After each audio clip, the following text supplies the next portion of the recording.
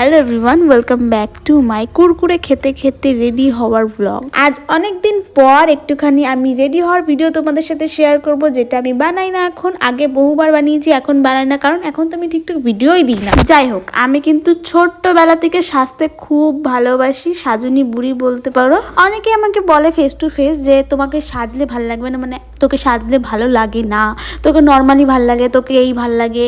কিন্তু আমি তো সাজবো, কারণ আমার তো সাজতে ভালো লাগে গাইস। আমি তাদের কি করে বুঝাই, তাদের কথা আমি এক কান্দে শুনি এক কান্দে বের করে দিই। ইভেন কি মানুষকে সাজাতেও আমি ভালোবাসি। আগে আমি অনেক অনেক গেট রেডি ভিডিও শেয়ার করতাম, কিন্তু এখন হয়তো সময়ের অভাবে হয় না সেটা। তাই ভাবলাম আজকে বিয়ে বাড়ি যাচ্ছি, তোমাদের সাথে একটা ছোট্ট খাট্ট ভিডিও শেয়ার করাই যেতে পারে। দেখো, কথা বলতে বলতে তুমি অর্ধেক মেকআপ আমার কমপ্লিটই হয়ে গেছে।